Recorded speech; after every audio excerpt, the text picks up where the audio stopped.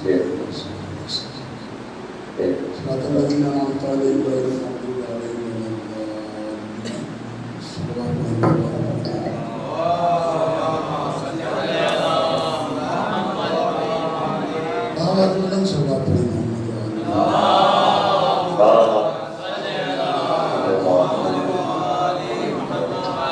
ما شاء الله لا حول ولا قوة إلا بالله العلي العظيم. أعوذ بالله السميع العليم من الشيطان اللعين الرجيم. بفضل بسم الله الرحمن الرحيم وبه نستعين وهو خير ناصر ومعين. الحمد لله الذي علا في توحده ودنا في تفرده جل في سلطانه وعظم في أركانه مجيدا لم يزل محمودا لا يزال. الصلاة والسلام والتحية والإكرام على بعثه الله بنور المضيء والبرهان الجلي والمنهاج البادي والكتاب الهادي الخاتم لما سبق والفاتح لمن غلق المعلن الحق بالحق سيدنا ومولانا بالقاسم محمد الصلاة والسلام على عترته الذين الأطهرين المعصومين الذين ذهب الله عنهم الرجس وطهرهم تطهيرا.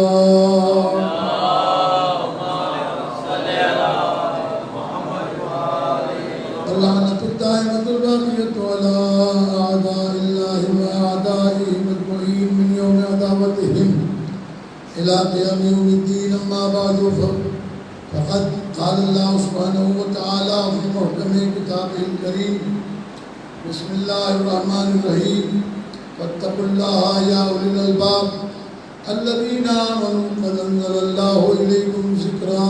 صلوات الله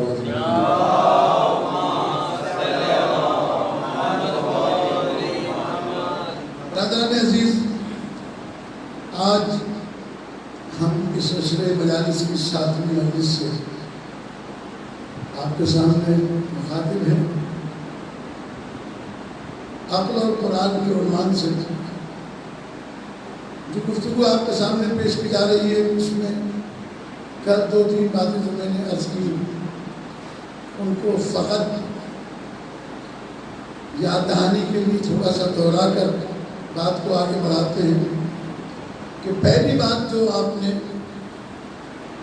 اپنے ذہن میں محفوظ کرنی ہے وہ یہ کہ امیر المومنین علیہ السلام نے جو ارشاد فرمایا کہ فکر اور غور و خوض زیادہ کرو بجائے اس کے کہ رٹ لو کتابوں کو اور زیادہ پڑھو، کیونکہ فکر جب تک نہیں آئے گی. اس لیے بہت سارے لوگ بہت سارا کچھ پڑھے ہوئے ہوتے ہیں لیکن سمجھ میں ان کی کچھ نہیں آتا، اس لیے کہ عقل نہیں ہوتی. وہ اپنے حافظے یا اپنے محنت کے ذریعے سے کچھ چیزیں یاد کر لیتے ہیں. کچھ لوگ وہ ہوتے ہیں کہ جو پڑھتے ہیں کم سمجھتے ہیں زیادہ. اور مولا کائنات علی بن ابی طالب علیہ السلام نے یہ فرمایا، میں نے 2-3 دن پہلے بھی ایک بات کہی تھی، اس کو بھی آپ کے سامنے پیش کرنا ہے.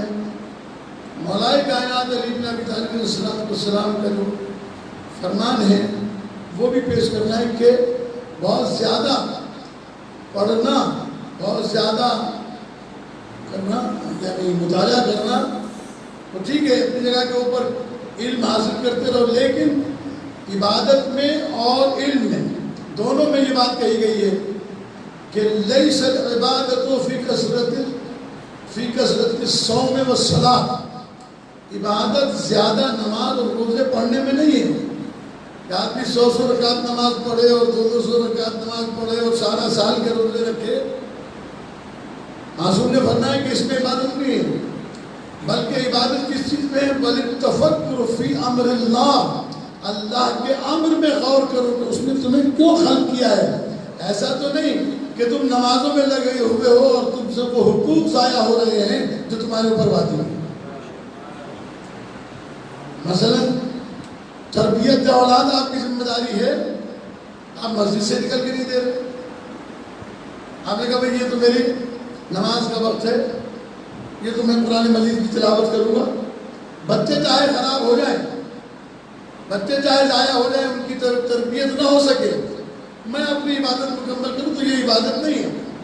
اسی طریقے سے مثلا ایک مثال میں آپ کے سامنے دیتا ہوں جس کا شریعت نے خاص طور کے اوپر حکم بھی دیا ہے کہ مثلا آپ مسجد میں اگر نماز پڑھ رہے ہیں اور آپ کے پڑوس پہ کھڑا ہوا انسان مسجد میں کسی تکلیف میں مبتلا ہوتا ہے، مثلا خدا نخواستہ اسے ہارٹ اٹیک ہو جاتا ہے، ہارٹ نہیں ہارٹ اٹیک ہوتا ہے، آپ نے اسے اسپتال پہنچانا ہے، آپ کے علاوہ کوئی مسجد میں موجود نہیں ہے اور آپ نماز پڑھ رہے ہیں، تو آیا نماز مکمل کر کے اسے اسپتال لے کے جائیں گے یا یہ کہ آپ نماز توڑ کے اسے اسپتال لے کے جائیں گے؟ اگر آپ عقل کے ساتھ عبادت کر رہے ہیں تو آپ نماز توڑ دیں گے، اسے اسپتال لے کے جائیں گے. جب اس کا علاج ہو جائے گا پھر آپ نماز پڑھیں گے. لیکن یہ تقاضۂ عقل یہ ہے کہ آپ یہ نہ کہیں کہ بھائی یہ تو میری عبادت کا وقت ہے، یہ تو میرے روزے کا وقت ہے. اگر آپ کے روزہ رکھنے کی وجہ سے، اسی لیے قرآن مجید میں اللہ تبارک و تعالیٰ نے بار بار عقل کا جو تذکرہ کیا ہے وہ اسی لیے. مثلا ایک بچہ ہے، وہ روزہ رکھنا چاہتا ہے، ماں باپ کہتے ہیں کہ تم نے روزہ نہیں رکھنا کیونکہ وہ سمجھتے ہیں کسی وجہ سے. لیکن یہ واجب روزے کی بات نہیں کر رہا ہوں، ماہ مبارک رمضان کی بات نہیں ہو رہی ہے.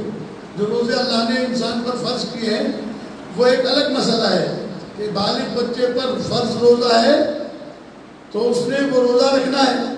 یہاں بھی عقل کا استعمال کرنا ہے کہ اگر ماں باپ بعض اوقات بے دین ہوتے ہیں یا بے عمل ہوتے ہیں، وہ کہتے ہیں جی ابھی تمہارے امتحان کے دن ہیں لہذا روزے تو ساری عمر ہی رکھنے ہیں، ابھی تم پڑھ لو.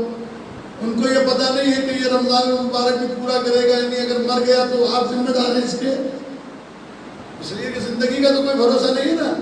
تو اللہ نے فرض کیا، اس فرض کو پورا کرنے دو. اور روزہ تمہاری تعلیم میں، تمہارے علم میں کوئی رکھنا پیدا نہیں کرتا. تو اگر آپ اسے کام لو گے تو یہاں ماں باپ کی فرما برداری نہیں کرنا ہے، یہاں اللہ کی فرما برداری کرنا ہے. لیکن جہاں سنتی روزہ ہو کہ آپ رجب، شعبان اور دیگر مستحب روزہ رکھنا چاہتے ہیں اور ماں باپ آپ کو منع کرتے ہیں، اور منع کرنے کے باوجود آپ کا وہ روزہ رکھنا ان کی ناراضگی کا سبب بنتا ہے، تو یہ روزہ آپ کے لیے گناہ میں شامل ہوگا، ثواب میں شامل نہیں ہوگا. لہذا عقل کا تقاضا یہ ہے کہ یہاں پر ماں باپ کی اطاعت اور فرما برداری کی جائے. بالکل اسی طریقے سے اس مریض کو اسپتال لے کے جائیں، آپ نماز چھوڑ دیں، نماز توڑ دیں. لہذا ایسے ہی علم کے معاملے میں کہ آپ بہت زیادہ علم حاصل کرنے کے لیے رٹنے لگا رہے ہیں لیکن سمجھ میں آپ کی کچھ نہیں آ رہا، لہذا سمجھنے کی کوشش کریں، تفکر کریں، اللہ کے امر میں تفکر کریں. اور اسی کو پیغمبر اکرم صلی اللہ علیہ وآلہ وسلم سے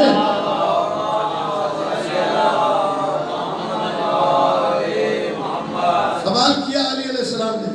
سوال بھی جس ذات نے کیا وہ ذات کائنات کی اللہ اور رسول کے بعد عظیم ترین شخصیت، اور جس نے جواب دیا وہ بھی اللہ کے بعد سب سے عظیم شخصیت.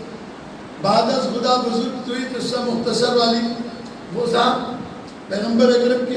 مولا کائنات سوال یہ کرتے ہیں کہ جعلت فداک یا رسول اللہ مدین، اے اللہ کے رسول میں آپ پر قربان ہو جاؤں، یہ بتائیے کہ دین کیا ہے. اب سرکار ختمی مرتبہ سے یہ سوال علی علیہ السلام کرتے ہیں. علی علیہ السلام کو جو جواب پیغمبر نے دیا ہے پورے قرآن کا خلاصہ 2 جملوں میں پیغمبر نے بیان کر دیا. توجہ رکھیے گا آپ میری طرف. کیا ہے جواب میں؟ کیا کہا پیغمبر نے؟ فرمایا التعظیم لامر اللہ والشفقۃ علی خلق اللہ. پورا دین اس چیز کے اندر ہے کہ اللہ کے امر کی تعظیم کی جائے اور اس کی مخلوق پر شفقت کی جائے. بھئی یہ دو چیزیں ہیں، ان دو لفظوں میں پورا دین موجود ہے۔ لہذا عقل کا تقاضا یہ ہے کہ آپ سارا دن بیٹھ کے قرآن مجید پڑھ رہے ہیں، سارا دن بیٹھ کے دوسرے کام کر رہے ہیں، نہیں، یہ کریں لیکن عقل کو اضافے میں لائیں۔ عقل کہاں سمجھ میں آتی ہے؟ میں نے بتایا تھا کہ اگر دیکھنا ہو کہ کسی آدمی کے پاس عقل ہے یا نہیں، تو اس عقل کو دیکھنے کے لیے آپ کو نسخہ بتایا گیا باقاعدہ قرآن مجید کے اندر اور احادیث کے اندر، کہ کسی آدمی کی عقل کو پرکھنا ہو تو آپ پتہ چلے عقل کیسے پرکھی جاتی ہے۔ جیسا کہ علی علیہ السلام کا، جیسے پیغمبر اکرم صلی اللہ علیہ وآلہ وسلم کا فرمان میں نے پیش کیا آپ کے سامنے کہ عقل کیا ہے؟ ما عبد بہ الرحمن واکتسب بہ الجنان، جو اس عقل کے ذریعے سے اللہ کی عبادت کرتا ہے، اللہ کی عبادت کرتا ہے اور جنت کو حاصل کرتا ہے، وہ عقل ہے۔ عقل اس کے علاوہ ایک اور حدیث میں فرمایا العاقل، یہ بہت خوبصورت فرمان ہے، فرمایا العاقل یتعظ بالادب۔ سرکار قدیم مرتبہ ارشاد فرماتے ہیں کہ عقل مند انسان ادب کے ساتھ بات کو سیکھ لیتا ہے۔ آپ نے پیار سے سمجھایا بھائی یہ کام نہ کرے، اس نے مان لیا، اس نے سمجھ لیا۔ تو جو پیار کی بات آرام کے ساتھ سمجھ لے وہ عاقل ہے۔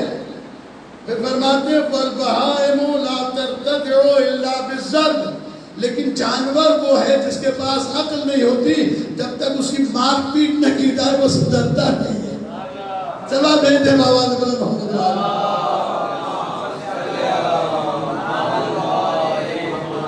ہر اعتبار سے دین کو سمجھایا گیا، ہر اعتبار سے عقل کی پیروی کے بارے میں احادیث ارشاد فرمائی گئی کہ اس کو ہمارے اردو میں بھی ایک ضرب المثل ہے کہ عقل مند کو اشارہ کافی ہوتا ہے، لیکن جس کے پاس عقل نہ ہو اسے بار بار سمجھانے سے بھی بات سمجھ میں نہیں آتی ہے۔ یہی فرمایا کہ جانور وہ ہے کہ جسے بغیر مارے پیٹے رستہ نہیں دکھایا جا سکتا، لیکن اگر انسان عقل مند ہے تو یتعظ، نصیحت حاصل کرتا ہے آرام کے ساتھ، ادب کے ساتھ، بڑے پیار کے ساتھ۔ اسی لیے پیغمبر اکرم صلی اللہ علیہ وآلہ وسلم کو حکم دیا گیا، چونکہ یہ دین صاحبان عقل کے لیے آیا تھا، اللہ نے یہ نہیں کہا کہ تم لوگوں کو دین کی طرف لانے کے لیے سختی برتنا، نہیں، بلکہ فرمایا ادعو الی سبیل ربک بالحکمت والموعظۃ الحسنہ وجادلہم باللتی ہی احسن۔ اے میرے رسول، اے میرے حبیب، لوگوں کو اللہ کی طرف دعوت دینا، لیکن کیسے؟ احسن طریقے سے۔ ادعو الی سبیل ربک بالحکمت، سوجھ بوجھ کے ساتھ دیکھنا کہ کس آدمی میں کتنی صلاحیت ہے۔ اب یہ پیغمبر جانتے ہیں کہ کس آدمی میں کتنی صلاحیت ہے۔ اب وہ مثال آپ کے سامنے ہے کہ بوڑھی عورت پیغمبر اکرم صلی اللہ علیہ وآلہ وسلم پر کچرا پھینکتی تھی، آپ نے 1000 بار کی سنی ہوئی ہے، لیکن کبھی اس زاویے سے اس کو دیکھیں کہ اسے پیغمبر نے نہ ڈانٹا، نہ روکنے کے لیے تعدیب کی، نہ اس کے پاس آدمی بھیجے کہ تم یہ کیا کر رہی ہو، بس وہ اپنا کام کرتی رہی۔ کتنا عرصہ کرتی رہی نہیں معلوم، لیکن جب وہ بیمار ہو گئی تو پیغمبر نے پوچھا کہ آج میں وہاں سے گزرا، وہ بوڑھی عورت کہاں گئی جو کچرا پھینکا کرتی تھی؟ کہا وہ بیمار ہو گئی ہے۔ اب جذبات اور جنون اور خواہش کا تقاضا تو یہ تھا کہ اس وقت اس سے انتقام لیا جاتا، لیکن عقل کا تقاضا یہ تھا کہ اسے تہذیب سکھائی جائے۔ تو آپ اس کے پاس چلے گئے، اس نے جب سرکار ختمی مرتبت کو آتے ہوئے دیکھا، کہنے لگی کہ یا محمد مجھ سے انتقام لینے آئے ہو؟ آپ نے فرمایا نہیں، انتقام لینے نہیں آیا ہوں، میں نے سنا تھا کہ تم بیمار ہو گئی ہے، اگر دوا کی ضرورت ہے تو میں تمہیں دوا مہیا کروں، اگر تجھے کھانے کی ضرورت ہے تو میں تیرے لیے کھانا مہیا کروں. وہ قدموں پہ گر گئی, کہا مجھے کلمہ پڑھاؤ. مجھے معلوم ہی نہیں تھا کہ جس پر میں کچرا پھینکتی ہوں وہ اتنے اچھے اخلاق کا مالک ہے. چلو بھیج دے بابا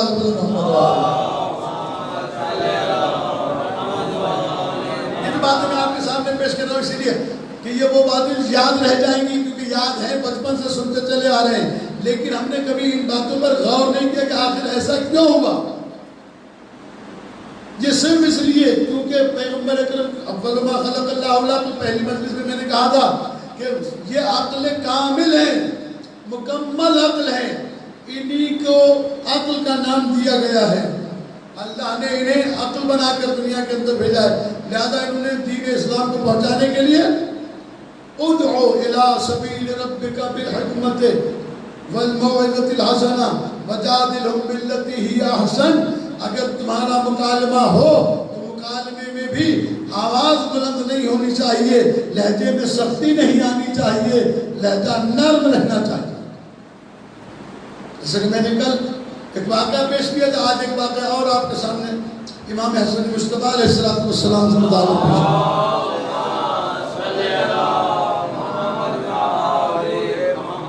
آپ بازار مدینہ میں کھڑے, بازار مدینہ میں کھڑے ہوئے آپ, اور ایک شخص آیا شام سے گھوڑے پر سوار. اس نے دیکھا کہ مدینے کے بازار میں ہجوم لگا ہوا ہے. لوگوں سے پوچھا کہ یہ کون ہے, کہا کہ حسن مصطفیٰ حسن بن علی بن ابی طالب علیہ السلام. وہ آیا اور برملا اس نے پورا بھلا کہنا شروع کر دیا, کیونکہ اس کی تربیت اس ماحول میں ہوئی تھی. امام علیہ السلام کے ساتھیوں نے کہا کہ مولا اجازت ہے مجھے مارے, فرمایا نہیں, اسے چھوڑ. جب وہ سب کچھ کہہ چکا تو سیرت امام حسن مصطفیٰ علیہ السلام میں لکھا ہوا ہے کہ امام علیہ السلام نے اس سے جواباً کہا کہ تو اس شہر میں نیا معلوم ہوتا ہے, اجنبی معلوم ہوتا ہے. اگر تیرے پاس کھانے کے لیے نہیں ہے تو میں تجھے کھانا کھلاؤں, اگر تیرے پاس رہنے کے لیے جگہ نہیں ہے تو میں تجھے مہمان شرح میں ٹھہراؤں, اگر تو مقروض ہے تو میں تیرا قرض ادا کروں, اگر تیری کوئی حاجت ہے تو میں وہ تیری حاجت پوری کروں. اس نے سوچا کہ میں نے کیا کہا اور انہوں نے کیا کیا. چونکہ عقل کے ذریعے سے اس کے کفر اور عداوت اور بغاوت کو امام نے توڑ دیا. اسی لیے کہا جاتا ہے کہ حلم کی تیز تلوار لوہے کی تلوار سے تیز ہوتی ہے. حلم کی تلوار, عقل کی تلوار لوہے کی تلوار سے تیز ہوتی ہے. دونوں میں فرق یہ ہے کہ لوہے کی تلوار خدا مند نے عرض کیا تھا کہ کفا للمرء جہلا اللہ یعرف قدرہ. کسی انسان کی جہالت کے بارے میں یہی بات کافی ہے کہ وہ اپنی قدر نہیں جانتا, وہ اپنی قدر نہیں جانتا, اس کی منزلت کیا ہے, اس کی عزت کیا ہے. دیکھیں آپ کو اللہ نے جو شرف عطا کیا ہے, جو عزت عطا کی ہے, وہ یہ کہ آپ انسان ہیں, پہلی چیز. دوسری چیز آپ مسلمان ہیں. تیسری چیز یہ کہ آپ مومن ہیں. اب یہ اتنے شرف جو اللہ تبارک و تعالیٰ نے آپ کو عطا فرمائے ہیں, اس کے لیے کوئی پروٹوکول بھی ہے یا نہیں, اس کے لیے کوئی دستور العمل بھی ہے یا نہیں. مسلمان کیا کھا سکتا ہے کیا نہیں کھا سکتا ہے قرآن میں بیان کیا گیا. اگر کوئی آدمی کلمہ پڑھنے کے بعد اپنے آپ کو مسلمان بھی سمجھے اور شراب بھی پیے تو عقل مند نہیں ہے. اگر کوئی آدمی مثلا مسلمان ہے, مومن ہے, اور وہ اللہ کا حکم جانتے ہوئے کہ میرے اوپر نماز فرض ہے اور نہیں پڑھتا, اس کے اندر بحث کرتا ہے کہ نماز کیوں پڑھوں, بحث کی ضرورت ہے, گنجائش ہی نہیں ہے. جب آپ نے ایمان کو قبول کر لیا تو ایمان لانے کے بعد اس کے جتنے احکامات ہیں اس پر عمل کریں گے تو ثابت ہوگا کہ آپ مومن ہیں. اگر عمل نہیں کریں گے تو ثابت نہیں کر سکتے کہ آپ مومن ہیں. اس لیے کہ ایمان زبان سے کسی چیز کے اعلان کرنے کا نام نہیں ہے. ایمان انسان کا اس کے اعضاء و جوارح سے ظاہر ہونا چاہیے. اسی لیے قرآن مجید میں خدا نے کہا یا ایھا الذین آمنوا لم تقولون ما لا تفعلون، اے ایمان والو زبان سے وہ بات کیوں کہتے ہو جس پر عمل نہیں کرتے. یعنی عمل بھی ضروری ہے اس کے ساتھ ساتھ، تاکہ آپ اپنے اس درجے کو، اس وقار کو، ایسے ایک عالم ہے اسے اپنے وقار کو سمجھنا چاہیے. لہٰذا بہت سارے وہ لوگ ہیں جو علماء ہیں، ان کے لیے پھر قرآن مجید نے کہا انما یخشی اللہ من عبادہ العلماء، اللہ سے ڈرنے والے فقط وہی ہیں جو اہل علم ہیں. اور اس کے بعد دوسری جگہ کے اوپر سورہ مبارکہ جمعہ میں آ کر اللہ تبارک و تعالیٰ نے جو اعلان کیا کہ بہت سارے لوگ ہیں جنہوں نے بہت سی کتابیں پڑھی ہوئی ہیں، لیکن کمثل الحمار یحمل اسفارا، یہ وہ گدھے ہیں جن پر کتابیں لدی ہوئی ہیں لیکن ان کتابوں سے ان کو فائدہ نہیں اٹھا سکتے. تو انسان تھوڑا پڑھے لیکن فکر کرے، غور کرے، توجہ کرے. بس جتنا جتنا پڑھتا رہے. اور پھر عقل اسی چیز کا نام ہے کہ ایک دم سے بہت سارا پڑھنے سے بہتر ہے، ایسا کہ میں نے مثال بھی دی تھی اور مولا کائنات کا فرمان بھی ہے کہ علم جو ہے دوا کی طرح سے ہے. کیسے؟ دوا کی طرح سے ہے. دوا ڈاکٹر بتاتے ہیں جناب ایک چمچہ صبح، ایک دوپہر، ایک شام، ایک گولی صبح، ایک دوپہر، ایک شام، 24 گھنٹے میں ایک گولی، ایک کیپسول، ایک چمچہ سیرپ کا. جو ڈاکٹر بتاتے ہیں کہ یہ مقدار ہے، اگر وہ اس اعتبار سے استعمال کرے تو دوا اسے فائدہ دے گی اور صحت مند کرے گی. لیکن اگر وہ کہے کہ یار یہ 10 دن کھانے کے بجائے 10 کی 10 گولیاں آج ہی کھا لوں، تو کیا ہوگا؟ فائدہ دینے کے بجائے وہ دوا نقصان کرے گی.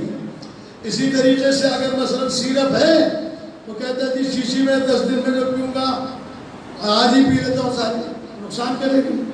اسی طریقے سے غذا ہے، انسان اگر مقدار کے اعتبار سے کھائے گا تو صحت مند رہے گا. اگر دیکھا کہ جناب پرائی دعوت ہے، ٹکا بھی ہے، بوٹی بھی ہے اور جناب کباب بھی ہیں اور ساری چیزیں ہیں، ایک دفعہ پلیٹ بھر کے اور اس کے اندر اوور ایٹنگ کی تو کیا ہوگا؟ فوڈ پوائزننگ ہوگی، بیمار پڑے گا. امیر المومنین علیہ السلام قبرستان سے گزرے اپنے صحابیوں کے ساتھ، تو آپ نے ارشاد فرمایا کہ اس قبرستان کے 75% مردے شکم سیری سے مرے ہیں کہ انہوں نے اتنا کھایا کہ آخر ان کی صحت برباد ہو گئی اور مر گئے.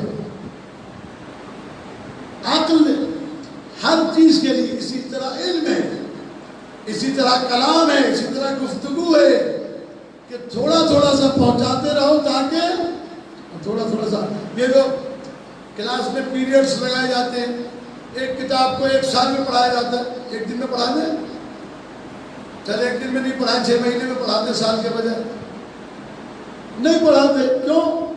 اس لیے کہ جس کو علم دیا جا رہا ہے یہ اتنا یاد کر لے تاکہ یہ ہضم ہو جائے، اگلے دن پھر دوسرا.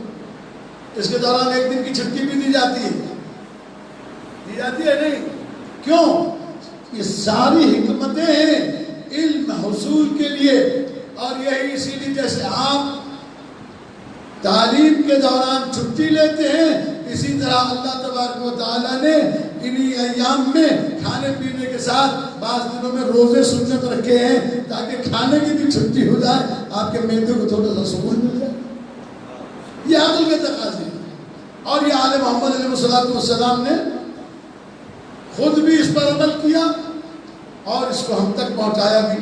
اب ہمیں ان چیزوں کو اپنے نظر کے سامنے رکھنا ہے. اور ایک دفعہ سلوات بھیج دیں بابا محمد.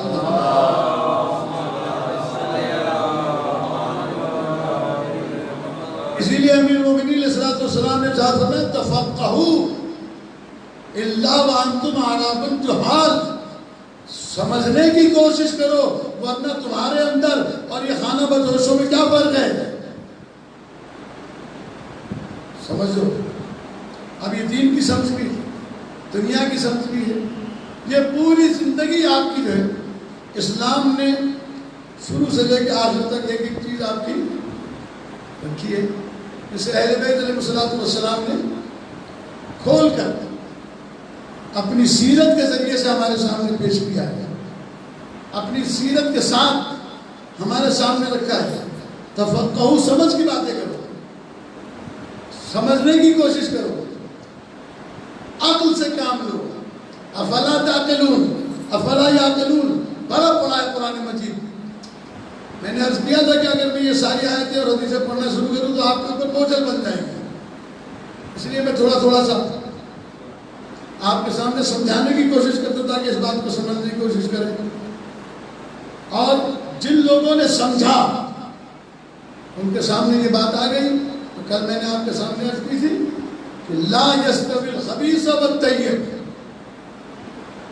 خبیث کو اور طیب کو ساتھ مت ملاؤ، یہ دونوں ایک ساتھ نہیں رہ سکتے، یہ برابر ہو ہی نہیں سکتے۔ نجاست اور طہارت برابر نہیں ہو سکتی، خبیث اور طیب برابر نہیں ہو سکتے۔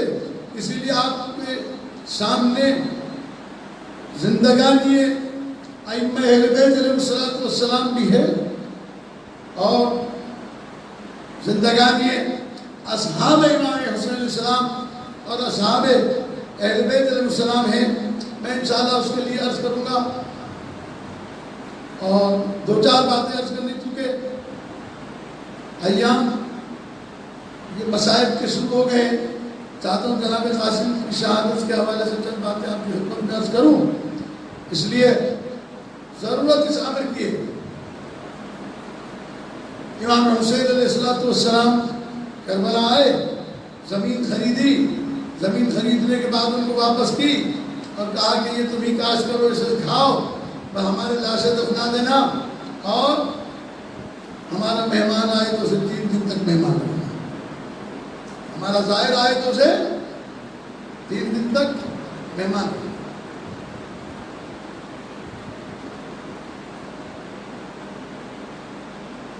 کتنا خیال ہے اہل بیت علیہ السلام کو ہمارا، کتنا ہماری زندگی کے ساتھ وہ پیار رکھتے ہیں کہ ہمارا چاہنے والا دنیا میں کمتر نہ ہو۔ آپ کو اللہ نے بڑا رتبہ دیا ہے، آپ کو اللہ نے بڑا مرتبہ دیا ہے، اور وہ مرتبہ ایمان ہے، محبت و آل محمد کی محبت۔ اور یہ شیعہ سنی نہیں ہوتی، یہ محبت ہر اس انسان کے دل میں داخل ہے۔ اہل بیت علیہ السلام سے پیار کرتا ہے، اہل بیت علیہ السلام سے محبت کرتا ہے۔ میں تو پورا پاکستان اس عزاداری امام حسین علیہ السلام کے حوالے سے گھومتا ہوں، دنیا گھومی ہے، 12-14 ممالک میں جا کر مجالس پڑھی ہے، تو میں نے یہ نہیں دیکھا کہیں پر بھی کہ عزاداری امام حسین علیہ السلام میں صرف شیعہ ہے۔ ہمیں آ کے تعارف کرایا جاتا ہے، یہ ہمارے فلاں دوست ہیں، یہ ہمارے فلاں دوست ہیں، جن کا تعلق جماعت اسلامی سے ہے، ان کا تعلق فلاں سے ہے، یہ آپ کی مجلس میں آتے ہیں۔ مثلا بتانا یہ چاہتا ہوں کہ جلوس میں، مجالس میں، ابھی میں جہاں پر پڑھ رہا ہوں، بہت ساری جگہوں کے اوپر لوگوں نے علم لگا رکھے ہیں، سبیلیں لگا رکھی ہیں، تو یہ عقل کا تقاضا ہے کہ وہ اہل بیت سے پیار کرتے ہیں کہ وہ پیار کرنے جیسے ہیں۔ اللہ نے انہیں صاحب عزت اور صاحب عظمت بنایا ہے، لہذا یہ چیزیں عقل سے تعلق رکھتی ہیں۔ عزاداری کرنا، سبیل لگانا، اور امام حسین علیہ السلام سے عقیدت رکھنا، اہل بیت علیہ السلام سے محبت رکھنا۔ بس عزاداروں، آج 7ویں کا دن ہے۔ روایتیں یہی بتاتی کہ پانی تو 3 محرم کو بند ہوا تھا، جس دن خیمے اترے تھے۔ آج 7ویں کا دن ہے جب اہل بیت کے خیموں میں پانی ختم ہو گیا۔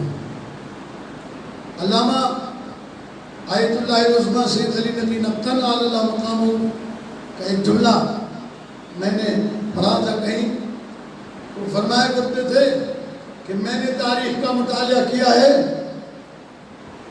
بچے تو 7ویں سے پیاسے تھے، بڑوں کے بارے میں نہیں کہہ سکتا کہ وہ کب سے پیاسے تھے، اس لیے کہ انہوں نے پانی محفوظ کیا تھا بچوں کے لیے، انہوں نے پانی محفوظ کیا تھا بچوں کے لیے. خدا جانے امام حسین علیہ السلام کب سے پیاسے تھے. جناب زینب کبریٰ سلام اللہ علیہ کب سے پیاسی تھی. جناب ام کلثوم سلام اللہ علیہ کب سے پیاسی تھی. نہیں معلوم. عزادارو، آج کی تاریخ منسوب ہے جناب قاسم بن حسن سے.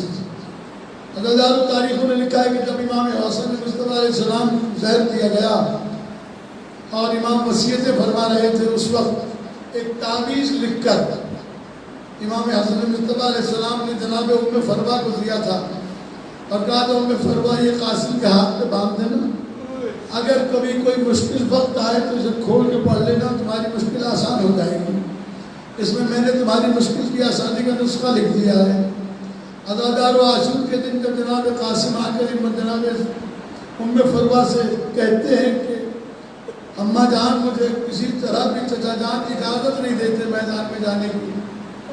جناب ام فروا نے وہ تعویذ کھولا تو اس میں لکھا ہوا تھا بھائی حسین میرا سلام قبول ہو، اگر میں ہوتا تو تمہاری مدد خود کرتا، لیکن میں نہیں ہوں تو میری طرف سے میرے قاسم کو قبول کر لینا. عزادارو، یہ خط پڑھ کر جناب ام فروا بیٹے کا ہاتھ تھام کر اس جگہ آئی جہاں امام حسین علیہ السلام تشریف فرما تھے. امام نے بھابھی کو آتے دیکھا تو کھڑے ہو گئے، کیونکہ بڑی بھاوت ماں کی جگہ ہوتی ہے. عزت دار گھرانوں میں بڑی بھابھی کی بڑی عزت ہوتی ہے. امام حسین علیہ السلام کھڑے ہو گئے، کہنے لگے بھابھی جان آپ کیوں زحمت فرمائی، آپ مجھے بلوا لیتی میں خود آ جاتا. جناب ام فروا رو کر کہتی ہیں حسین حاجت مند اپنی حاجت کو منوانے کے لیے بلواتا نہیں ہے، خود جاتا ہوں. آج میں بہت بڑی حاجت لے کر تمہارے پاس آئی ہوں. جب سے تمہارے بھائی کی شہادت ہوئی ہے میں نے کبھی تم سے کوئی فرمائش نہیں کی، میں نے کبھی تم سے کوئی سوال نہیں کیا. آج میرا ایک سوال ہے اور میں سمجھتی ہوں تم میرے سوال کو رد نہیں کرو گے. امام سے کہنے لگی میری اس قربانی کو قبول کر لیجئے تاکہ میں بھی قیامت کے دن شہزادی کونین کے سامنے سے رسول ہو سکوں. امام نے جناب قاسم کو سینے سے لگا کر کہا بھابھی جان یہ میرے بھائی کی نشانی ہے، اس کو مجھے بڑا پیار ہے، میں کیسے اسے جنگ میں جانے کی اجازت دے دوں. تو جناب ام فروا نے وہ تعویذ پیش کیا، کہا یہ آپ کے بھائی کی تحریر ہے. امام نے ہاتھوں میں لی، جیسے ہی امام کے ہاتھوں میں تحریر آئی عزادارو امام کی آنکھیں برسنے لگیں. امام نے بھائی کی تحریر کو چوما اور اس کے بعد جناب قاسم کو سینے سے لگا کر اتنا روئے کہ لکھا ہے علماء نے کہ جناب امام حسین علیہ السلام اور جناب قاسم دونوں زمین پر گر گئے بے ہوش ہو کر.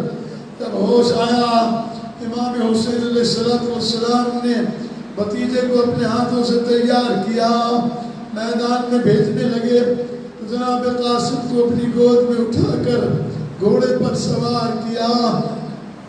جناب قاسم نے میدان میں آ کر رجس پڑھا، اے لوگوں پہچانو میں بنی ہاشم کا فرد ہوں، میں حسن مصطفیٰ کا بیٹا ہوں، میں حیدر کرار کا پوتا ہوں. عزادارو پورے لشکر پر سناٹا چھا گیا. ایک مرتبہ عمر سعد کہتا ہے کون ہے جو اس کے مقابلے میں جائے، کوئی مقابلے میں نکلنے کے لیے تیار نہ ہوا تو عمر سعد ملعون کہتا ہے ارزق شامی سے. ارزق شامی ایک بہت بڑا پہلوان تھا جو اپنے 4 بیٹوں کے ساتھ کربلا آیا ہوا تھا. 1000 لوگوں کے سامنے پہلوان مانا جاتا تھا، 1000 لوگوں کے برابر پہلوان مانا جاتا تھا. جناب قاسم سے لڑنے کے لیے جب عمر سعد نے کہا ارزق اس جوان کے مقابلے میں تو جائے گا، کہا بچوں کے مقابلے میں نہیں جاتا، میرے 4 بیٹے ہیں ان میں سے کسی کو بھیج دو. عزادارو جیسے اس کے بیٹے جناب قاسم کے سامنے ایک ایک کر کے آئے، جناب قاسم نے اپنی تلوار سے ان کے 2 ٹکڑے کیے. جب ارزق شامی کے بیٹے اس کے سامنے تڑپتے ہوئے نظر آئے تو ایسے نکلا جیسے شیر کچھار سے نکلتا ہے. عزادارو امام حسین علیہ السلام فوراً خیمے میں گئے، آ کر کہا بھابھی ام فروا جلدی خیموں سے باہر آئیں، آسمان کے نیچے آ کر بال کھول کے دعا کریں، میرے بیٹے کے سامنے وہ پہلوان آیا. جو 1000 آدمیوں کے مقابلے میں سمجھا جاتا ہے. اے بھابھی جان جلدی دعا کرے، ماں کی دعا بیٹے کے حق میں قبول ہوتی ہے. امام باہر تشریف لائے. جناب قاسم نے جنگی حربہ استعمال کرتے ہوئے ارزق شامی کو بھی 2 ٹکڑے کیا. اب جو ارزق شامی زمین پر گرا، پسر ساتھ سمجھ گیا کہ اگر ایک ایک کر کے بھیجوں گا تو یہ قاسم پورے لشکر کو پامال کر دے گا. کہا حکم دیا چاروں طرف سے قاسم کو گھیر لو. عزاداروں میں خروہ کو بیٹھا. جناب قاسم کو چاروں طرف سے گھیر لیا گیا، یہاں تک کہ جناب قاسم گھوڑے پر نہ سنبھل سکے. تو ایک مرتبہ آواز دی، السلام علیکہ یا اماں، اے چچا جان میرا سلام قبول ہو. جناب امام حسین علیہ السلام نے بھتیجے کی آواز سنی. جناب عباس علیہ السلام کو لے کر دوڑے، گھوڑے پر سوار ہو کر قاسم کی مدد کے لیے. لیکن جناب قاسم گھوڑے سے گر چکے تھے. جناب عباس اور امام حسین علیہ السلام کو آتے دیکھ کر لشکر نے جو میدان سے بھاگنا شروع کیا، عزادار جناب قاسم کا لاشا پامال ہو گیا. عزاداروں اس پھول کی پتیاں بکھر گئیں. امام نے عبا بچھائی، عبا کے اوپر جناب قاسم کے لاشے کو جمع کیا. جس بیٹے کو گود میں سوار کر کے گھوڑے پر بٹھایا تھا، عزاداروں اسے گٹھڑی میں لے کر جناب قاسم کو خیمہ گاہ کی طرف چلے. عزاداروں امام کہتے جاتے ہیں، قاسم تیری ماں کو کیسے دکھاؤں، تمہارا یہ حال ہے. اللہ لعنت اللہ علیہ الظالمین.